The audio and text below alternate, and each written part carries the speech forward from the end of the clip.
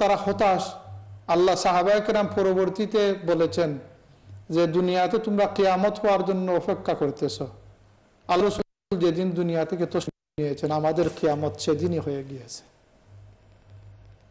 সাহাবায়ে কেরাম বলেন আল্লাহ রাসূল যেদিন দুনিয়া থেকে তশরিফ নিয়েছেন আমাদের কিয়ামত সেদিনই হয়ে গিয়েছে। তাদের মানসিক অবস্থাকে বর্ণনা করার কোনো ভাষা নেই। সাহাবায়ে কেরাম তৎকালীন জমানায় আমরা জানি যে যোগাযোগ ব্যবস্থা বেশি দুর্বল ছিল। কোন সাহাবায়ে কেরাম দূরে থাকতেন এবং তাদেরকে খবর আদান প্রদান করা, আল্লাহ রাসূলকে কোথায় আমরা দাফন করব, বিরাট একটি বিষয় ছিল। সাহাবায়ে কেরামের কেউ কেউ বললেন যে আমরা কাবা শরীফে নিয়ে চলে যাই, কাবা শরীফের ভিতর আল্লাহ রাসূলকে দাফন করব। কেউ কেউ বললেন যে আমরা মদিনা শরীফে দাফন করব। কেউ কেউ বললেন যে না জান্নাতুল বাকিতে দাফন করব। এই নিয়ে তারা দেখলেন যে আল্লাহ রসুলের এত রসুল কোথায় যে রাখলে যে রসুলের শান হবে এবং আসলে কোথায় রাখা দরকার, এই নিয়ে তাদের মধ্যে দ্বিধাদ্বন্দ্ব ছিল যে আল্লাহ রসুলকে আমরা কোথায় রাখ। কারো প্রস্তাব ছিল কাবা শরীফের ভিতরে দাফন করার প্রস্তাব এসেছে। এই নিয়ে সাহাবায়ে কেরাম এবং দ্বিতীয়ত একগুলো যেগুলো মানুষে ইসলামের খুঁত পার করতে চান তাদের নিকট একটি তাদের মুখে ছোটপাকাত করা যাইতে পারে এই জিনিস দিয়ে। আল্লাহ রসুল যখন দুনিয়া থেকে তশরিফ নিলেন, আমরা কোনো মানুষ মরার পর সাথে সাথে প্রথমেই চিন্তা করি যে এই মানুষটা লাশটা নষ্ট হওয়ার পূর্বেই তাকে দাফন করা দরকার। 24 ঘন্টা অথবা এর বেশি গেলে, বিশেষ করে গরমের দিন, গরমের সিজন যদি হয় তাহলে লাশ নষ্ট হইতে পারবে। কিন্তু সাহাবায়ে কেরামের ইমানে এই ধরনের কোনো সন্দেহই ছিল না যে আল্লাহ রসুল যতদিনই থাকুক না কেন লাশের মধ্যে কোনো পরিবর্তন হবে না। দ্বিতীয়ত খেলাফত নিয়েও তাদের একটি যে বর্তমানে আমরা কার নেতৃত্বে চলবো এটা একটা প্রশ্নের বিষয় ছিল। এই যে বিভিন্ন কারণে আল্লাহ রসুলের এই যে দফন করাটা সঙ্গত কারণেই একটু লেট হয়েছে। এই যে লেট হওয়া কারণ কেবলমাত্র তাদের নেতৃত্ব কে নিবেন এবং এই মায়ের নিয়ে যে দফন এই মূল কারণ নয়। পরবর্তীতে যখন সাহাবায়ে কেরাম কোনো সিদ্ধান্তহীনতায় ভুগছিলেন, আজওয়াজে মুতাহহারাত তো তারা পেরেশান, তাদের নিকট কেউ যান নাই। তখন আম্মা জান আয়েশা সিদ্দিকা রাদিয়াল্লাহু তাআলা আনহাকে গিয়ে জিজ্ঞেস করা হলো যে আমরা তো আল্লাহ রসুলকে কোথায় দাফন করবো সিদ্ধান্ত নিতে পারছি না। বলে তোমরা সিদ্ধান্ত নিবে কেন? বলে কি করব? বলে আল্লাহ রসুলই সিদ্ধান্ত দিয়ে গিয়েছেন। তখন তিনি হাদিসটা বয়ান করেন যে আল্লাহ রসুল জীবিত থাকতে আমাকে বলেছেন যে নবীদের কবর সেই স্থানে হয় যেখানে তারা নিজে মৌতের সময় যেখানে তারা ঘুমান, এইখানেই তাদের কবর হয়। এই রেওয়াজ যখন তারা পেয়ে গেলেন তাদের সব ইখতিলাফ দূর হয়ে গেল। আল্লাহ রসুল যেখানে সিদ্দিকা আনার করে ইন্তেকাল করেছেন সেখানেই সুজা বরাবর আল্লাহ রসুলের কবর খনন করে রোজা শরীফকে আল্লাহ রসুল দাফন করা হলো। এই ছিল মূল কারণ। এবং তাদের এই ডর ছিল না যে আল্লাহ রসুলকে দাফন না করলে কি জানি লাশ নষ্ট হয়ে যায়, কারণ এটা হচ্ছে এরা আল্লাহ রসুলের ক্ষেত্রে এই ধরনের কোনো সন্দেহ নাই। কিন্তু আপনি যদি এই উল্টা চিন্তা করেন তাহলে উল্টা চিন্তা করার মধ্যে ইমান এবং ইসলামের কোনো ফায়দা নেই। যাই হোক, একটা হচ্ছে ইমান এবং একটা হচ্ছে কোনো বিষয়ের উপর বয়াত গ্রহণ করা। যে ওলিয়া উলিয়া তরিকাতের বুজুর্গেরা মানুষের নিকট থেকে বয়াত গ্রহণ করেন, এই বয়াতটি হচ্ছে যে বিশেষ কিছু তরিকার ক্ষেত্রে তুমি আমার অনুসরণ করে চলবে। কারণ যারা গিয়ে বয়াত গ্রহণ করে তারা কিন্তু মুসলমানই যায়, নমাজি মানুষ যায়, মুসলমান যায়। বেনমাজি যদি যায় তাহলে এই বয়াত তাদের হয় যেমন তুমি আমার নিকট বয়াত করো, তুমি তো মুসলমান, যদি আমার সাথে আসো তাইলে নমাজ ছাড়তে পারবে না এবং তুমি এই বাদ কাজগুলা শিরিক বেদাত এবং আল্লাহর নাফরমানি এইগুলা তুমি ত্যাগ করে আমার সাথে চলবে, এই ধরনের একটি বয়াত আমার নিকট করো। এই ধরনের বয়াত গ্রহণ করা যেহেতু কোরআন শরীফ দ্বারা আলাদা আলাদা কিছু বিষয় সম্পর্কে আল্লাহ তাআলা তার রসুলকে দিয়েছেন অনুমতি, এই অনুমতিটাই আউলিয়া কেরাম পীর বুজুর্গের ক্ষেত্রে। তবে আমরা ক্লিয়ার ভাবে আমরা বলি তরিকতের যে বুজুরা তারা ইসলামের খেদমত, আল্লাহর বন্দাদের হেদায়েত এবং ইসলামের বাণীকে এই দুনিয়ার প্রচারের জন্য তারা জীবন বিলিয়ে দিয়েছেন এবং তাদের মাধ্যমে আল্লাহর রসুলের মূল খেদমত এই দুনিয়াতে চলতেছে। সাথে সাথে আমরা ক্লিয়ার ভাবে বলতে চাই, পীর নাম ধরে কোনো মানুষ যদি বন্ডামি করে, তাহলে এর সাথে সত্যিকারের অলিয়া উলিয়া দিনের খাদিম যারা, তাদের ন্যূনতম কোনো সম্পর্ক নেই, এবং তারা ইসলামের দ্বারক বাহক তো নয়, ইসলামের শত্রু তারা। আমরা কোনো জিনিসের মধ্যে যদি কোনো বেজাল ঢুকে, বেজাল ঢুকার কারণে সত্যিকারের জিনিসকে কোনোদিন অস্বীকার করা হচ্ছে ধর্মেরও উল্টা এবং স্বাভাবিক জ্ঞানেরও উল্টা। যেমন বর্তমানে কিছু মানুষ তরিকত বা ফিরাকি বা কিছু শুনলেও তাদের মাথা গা জ্বালা এসে যায়, তারা মনে করে যে এমন কিছু বাদ জিনিস, এবং উদাহরণ আনবে কাকে, যে আল্লাহর নাফরমান তাকে উদাহরণ আনবে। লক্ষ্য করুন, হুজুরে পাক সাল্লাল্লাহু আলাইহি ওয়াসাল্লাম দুনিয়াতে থাকা সত্ত্বে আসওয়াদ আনাসি, মুসাইলামাতুল কাজ্জাব, তারা নবুয়তির দাবি করেছে, এবং আল্লাহ রসুল দুনিয়া থেকে যাওয়ার পর আসওয়াদ আনাসি, মুসাইলামাতুল কাজ্জাব, তুলাইহা তিনজন তারা এক হয়ে তাদের নবুয়তির জান্ডাকে বহুত বুলন্দ করে দিয়েছিল। আবু বকর রাদিয়াল্লাহু তাআলা আনহু যথারীতি তাদের সাথে যুদ্ধ করতে হয়েছে। সুতরাং কোনো সুস্থ মস্তিষ্ক সম্পন্ন কোনো মানুষ বন্ড নবী বাহির হয়ে গিয়েছে, এই জন্য সত্য নবীর তারা লোক ছাড়েন নাই। হক এবং বাতিলকে পার্থক্য করে তখনই যখন বাতিল আসবে, তখন বাতিলকে পরিত্যাগ করে, এখন যে হায় হায় নবুয়তিতে তো বেচাল ঢুকে গিয়েছে, 3 জন নবী এমনি বেশি গেছে, সব নবীকে বাদ দিয়ে দেই, এটা হচ্ছে মারাত্মক এবং কাণ্ডজ্ঞানহীন সিদ্ধান্ত। ফিরাকির নাম দিয়ে কিছু মানুষ যদি তারা বন্ড সেজে যায়, তার কারণে যে আমি বরফির দস্তগীর আব্দুল কাদের জিলানীকে সূচনা করবো যে তারা কি এমন কিছু পন্থা বাহির করলেন যে পন্থাটা এই বন্ড সৃষ্টি হলো। রসুল কি বন্ড নবীদেরকে অনুমোদন করেছেন? খাজা মুঈনুদ্দিন আজমিরী রহমতুল্লাহ আলাইহি, তাদের আলোতে আস্থা ভারত আলোকিত হলো। আপনি শাহদুল্লাহ রহমতুল্লাহ তাআলা আলাইহি, খানজান আলী রহমতুল্লাহ আলাইহি, সিটাঙ্গের 12 আউলিয়া, এরপরে অসংখ্য অগণিত আউলিয়া কেরাম, যাদের মাধ্যমে লক্ষ লক্ষ মানুষ হেদায়েত প্রাপ্ত হয়েছেন, তাদের কি বন্ডদের দিকে আপনি লক্ষ্য করে কি তাদেরকে আপনি বাদ দিয়ে দিবেন? এটা কোনোদিন হয় না। যাই হোক, আমরা যতটুকু জানি, কোনো মানুষ শরীয়তের পাপ না হয়, যদি সুন্নতে রসুলের মুত্তাবি যদি তিনি না হন, অর্থাৎ আল্লাহ রসুলের সুন্নতের উল্টা যদি তার জীবন চলে, তাহলে সরাসরি মানুষ পীর নয়, সরাসরি ভালো মানুষই মানুষ নয়। আপনি কেন তার ইত্তেবা করবেন? এরপরে যদি নমাজ পড়ে না, তো সে গুনাহগারই পীর হবে কিভাবে? একজন মানুষ যদি নমাজই পড়ে না, তো সে নিজে গুনাহগার। আমাকে একদিন একজন মানুষ এসে বললো, তো এই মানুষটা তো নিজে নিজে পীর, এই কাজ করে, তা আমি এই কাজটা গুনাহগার মন হয়ে তো কার নিকট গিয়ে তওবা করে সে নিজে ভালো মানুষ হওয়া প্রথমে জরুরি, তো পীর হবে কিভাবে? পীর তো সেই মানুষ নিজে বিশুদ্ধ হয়ে আল্লাহর বন্দাদেরকে আল্লাহর পথে যিনি আহ্বান করেন, মানুষকে বিশুদ্ধ করার চেষ্টা করেন, ইনি হচ্ছে পীর, ইনি হচ্ছে মুরব্বী, ইনি হচ্ছে হাদি। পীর ফার্সি ভাষার শব্দ, যাকে আমাদের শরীয়তের পরিবারে হাদি বলা হয়। আমরা তাদের অনুসরণ অবশ্যই করব এবং তাদের পদাঙ্ক অনুসরণ করব। মনে রাখবেন, আরেকটি লক্ষণ আমি প্রথমে বলেছি যে আল্লাহর নাফরমানি, ফরজ ইবাদত এবং সুন্নতে রসুলের ইত্তেবা যে করে না, সে পীর হতে পারবে না।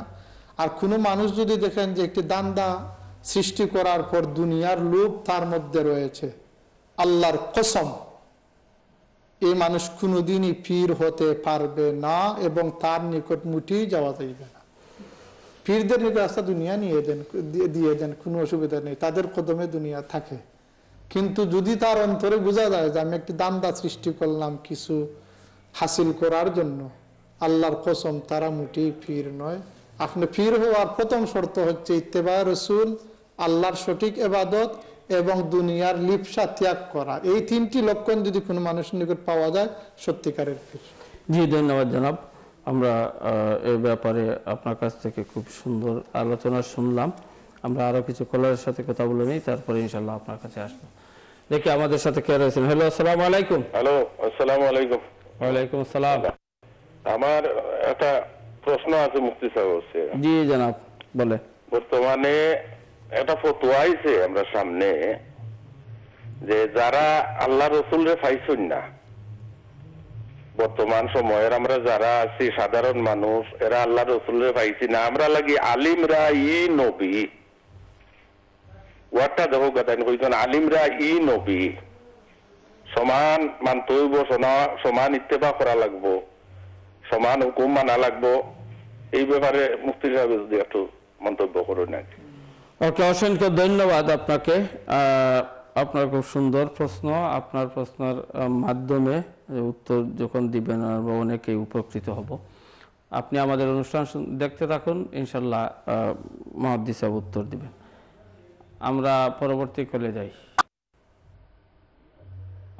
সম্ভবত আমরা ওনাকে হারিয়ে ফেলেছি। যাই হোক, আলহামদুলিল্লাহ। সম্মানিত শ্রোতা ও দর্শক মণ্ডলী, ইনশাল্লাহ আপনারা যেভাবে প্রশ্ন করছেন সেভাবেই প্রশ্ন করবেন, এবং আমরা যতটুকু সম্ভব, আমি পূর্বেই বলেছি যে এখানে হয়তো এমন বিষয় উত্থাপন করা হয় বা এমন বিষয়ে প্রশ্ন করা হয় যেগুলা 2-1 মিনিটে বা সংক্ষেপে বলার ব্যাপার নয়, বিশাল একটি ব্যাপার। কিন্তু তারপরেও যেহেতু প্রশ্ন আসে, যতটুকু সম্ভব সংক্ষেপে উত্তর দেওয়ার চেষ্টা করবেন। জি জনাব, উনি যে প্রশ্ন করছিলেন যে বর্তমানে একটি যে আলেমরাই নবী, এই ব্যাপারে যদি কিছু বলেন। ধন্যবাদ ভাই। নবী হুজুরে পাক সাল্লাল্লাহু আলাইহি ওয়াসাল্লাম এই দুনিয়া থেকে বিদায় নেওয়ার পর আর কোনো নবী দুনিয়াতে আসবেন না। সুতরাং আল্লাহ রসুলের পর কেউই নবী নন। হুজুরে পাক সাল্লাল্লাহু আলাইহি সাল্লামের পরে দুনিয়াতে কেউই নবী নন, এবং ইচ্ছা করে নিজে দাবি করে কেউ নবী হতে পারবেন না। আল্লাহ রসুলের আগেও যদি যত আম্বিয়া কেরাম এসেছেন, সত্যি আল্লাহ তাআলা যাদেরকে নবুয়তি দান করেছেন তারাই নবী, এছাড়া আর কেউ নবী নন। হুজুরে পাক সাল্লাল্লাহু আলাইহি ওয়াসাল্লাম বলেছেন, উলামা ও উম্মতি কা আম্বিয়া বানি ইসরাইল, যে আমার উম্মতের আলেমরা বনি ইসরাইলদের নবীদের মতো। এর অর্থ হচ্ছে উম্মত কোনদিনই নবী হতে পারবেন না। নবীদের মতো হচ্ছে যেহেতু আল্লাহ রসুল দুনিয়া থেকে চলে যাওয়ার পর আর কোনো নবী আসবেন না। আগে যখন কোনো রসুল রেসালতের দায়িত্ব পালন করার পর দুনিয়া থেকে চলে যেতেন, এই রেসালতকে সামনে দিকে প্রচার এবং প্রসার করার জন্য আল্লাহ তাআলা ধারাবাহিকভাবে নবী প্রেরণ করতেন। যেমন মুসা আলাইহিস সালাম দুনিয়া থেকে যাওয়ার পর আল্লাহ তাআলা আরো নবী প্রেরণ করেছেন। দাউদ আলাইহিস সালাম দুনিয়া থেকে যাওয়ার পর আল্লাহ তাআলা অসংখ্য নবী প্রেরণ করেছেন। এরা মুসা আলাইহিস সালামের তওরাত এবং জবুর এদের প্রচার এবং প্রসার করেছেন। এটা ছিল আল্লাহ তাআলার ধারাবাহিক নিয়ম। আল্লাহ তাআলা প্রত্যেক যুগে, এমনকি আমরা দেখি তারিখের কিতাবে যে কোনো এক যুগে কয়েকশো নবী পর্যন্ত তারা ছিলেন। এক এক করিয়াতে আল্লাহ তাআলা এক একজনকে নবুয়তি দান করে দিতেন।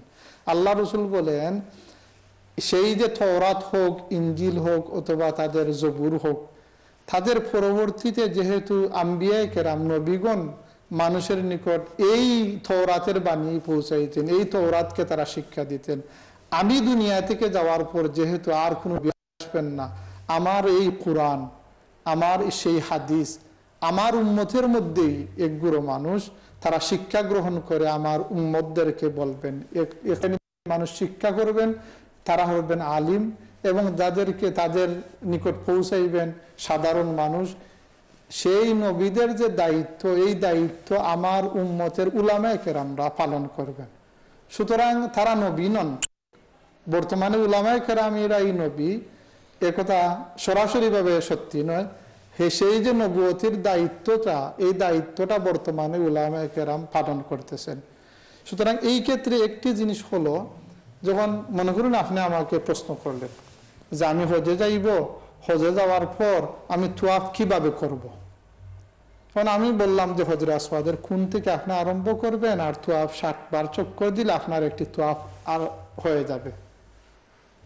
এখন এই যে কথাটা, এই কথাটা কিন্তু আপনি আমাকে জিজ্ঞেস করলেন, আমি বললাম। আমার বলার অর্থ এটা আমার কথা নয়, এই কথাটা হচ্ছে হুজুরে পাক সাল্লাল্লাহু আলাইহি সাল্লামের কথা, আল্লাহ রসুলের কাজ এবং আল্লাহ রসুলের শিক্ষাটা। এখন আপনি তো নিয়ম ছিল যে সরাসরি কোনো নবীকে অথবা আল্লাহ রসুলকে জিজ্ঞাসা করবেন যে ইয়া রাসূলুল্লাহ আমি কিভাবে করব। তখন তো রসুল নেই, বর্তমানে উলামায়ে কেরামে আছেন। রসুলের যে সেই কাজ হোক অথবা কথা হোক অথবা কোরআনের বাণী হোক, এই বাণীটা তাদের নিকট থেকে আপনি শিক্ষা গ্রহণ করতেছেন।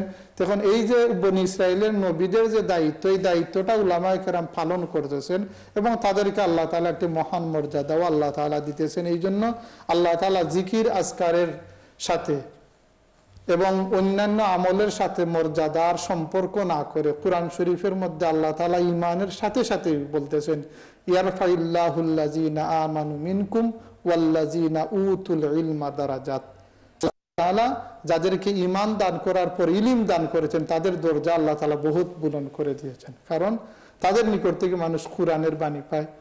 যে কোনো উলামায়ে কেরামকে যদি আপনি এখন জিজ্ঞাসা করেন যে আমি এই কাজটি কিভাবে করব, তিনি কোরআন থেকে বলবেন, হাদিস থেকে বলবেন এবং আপনাকে একটি গাইড দিবেন। মূলত এই কথাটা উনার কথা নয়, আল্লাহ রসুলের কথা, কোরআন শরীফের কথা। এই ক্ষেত্রে বনি ইসরাইলের নবীদের মতো দায়িত্বশীল এবং মর্যাদার ক্ষেত্রে, কিন্তু নবী বর্তমানে কেউ নাই, এই আমরা এটুকু বিশ্বাস করি। ধন্যবাদ জনাব।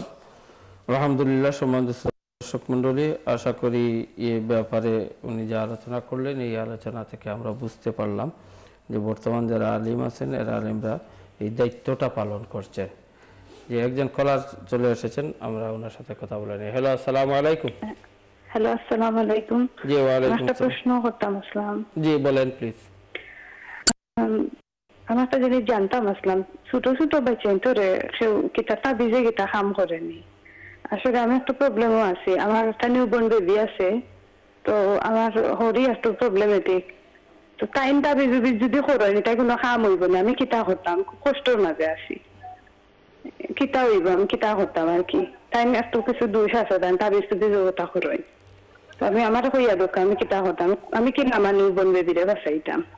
ওকে, ইনশাআল্লাহ।